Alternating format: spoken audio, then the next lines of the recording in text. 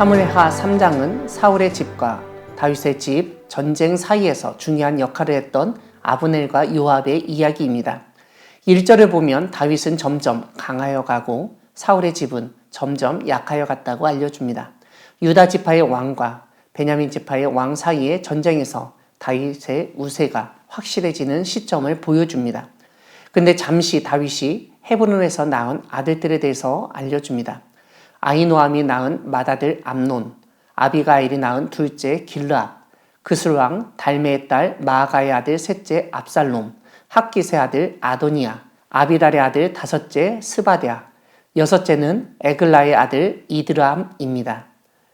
고대 사회에서 가족수, 특별히 아들의 수는 그 집안의 힘으로 여겨졌기에 다윗의 아들들이 6명이나 있다는 것은 다윗이 점점 강해진다는 것을 극명하게 보여주는 상징이기도 합니다.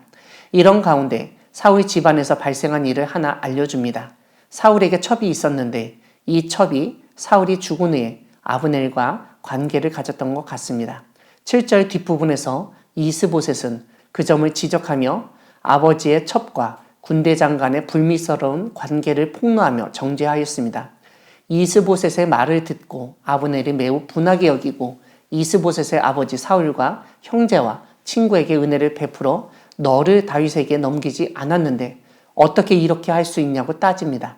9절에서 아브넬은 하나님이 다윗에게 맹세하신 대로 자신이 이루어지게 하지 아니하면 하나님이 벌을 내리실 것이라고 맹세합니다.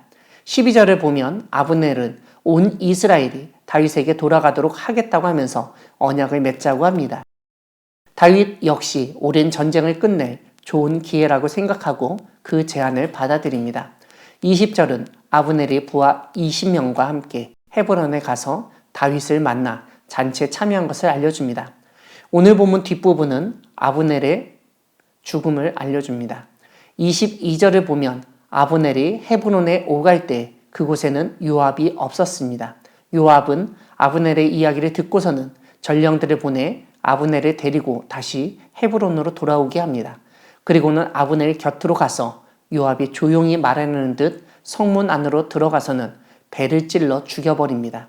27절 뒷부분을 보면 나라를 생각하는 것 같았고 국가 안보를 위해서 아브넬을 불러들인 것 같던 요압의 행동의 이유를 아주 단순하게 설명하고 있습니다.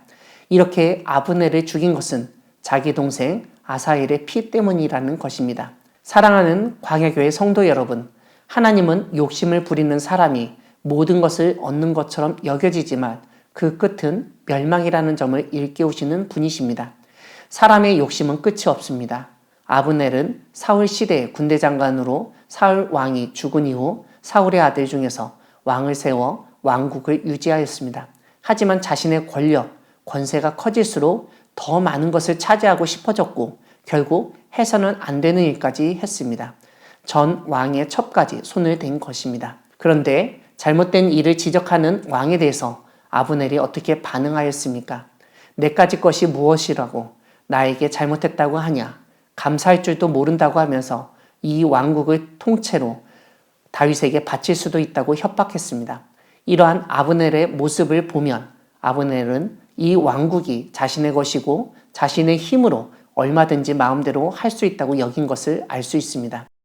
무엇보다 오늘 본문 1절이 언급했듯 지금 다윗 왕국과의 전쟁에서 사울 왕국이 열세라는 점을 그 누구보다 아브넬은 잘 알고 있었을 것입니다. 그러니 이참에 다윗에게 왕국을 넘기고 자신은 2인자로서 모든 것을 인정받고 안정되게 살고자 했을 것입니다. 이렇게 판세를 분석해보고 계산해보니 지금 다윗에게 투항하고 나라를 넘기는 것이 자신에게 가장 유리하다고 생각했습니다. 그래서 다윗에게 언약을 제안했던 것입니다. 우리는 하나님이 다윗에게 기름을 부으시고 왕으로 삼으셨으니 당연하다고 여기지만 사울의 아들 이스보셋 입장에서 보면 아브넬은 신의를 저버리고 나라를 팔아먹은 매국노입니다.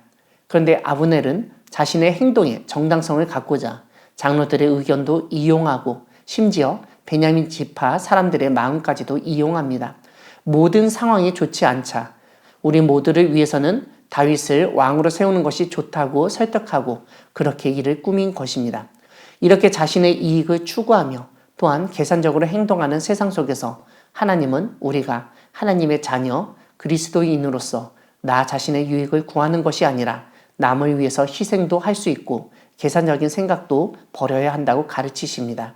이러한 가르침의 정점은 자신의 계획이 성공하고 권력의 이인자로 계속 남을 것 같았던 아브넬이 한순간에 죽임당하였다는 사실을 보여주는 장면입니다.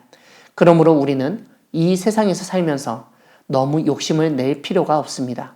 나에게 유리하고 유익이 된다고 신의를 버리면 안 됩니다. 나의 유익이 아닌 남의 유익, 무엇보다 하나님 나라의 유익을 먼저 생각하고 끝까지 신의를 잃지 않고 신앙의 양심을 버리지 않는 우리 모두가 되기를 소망합니다. 아멘.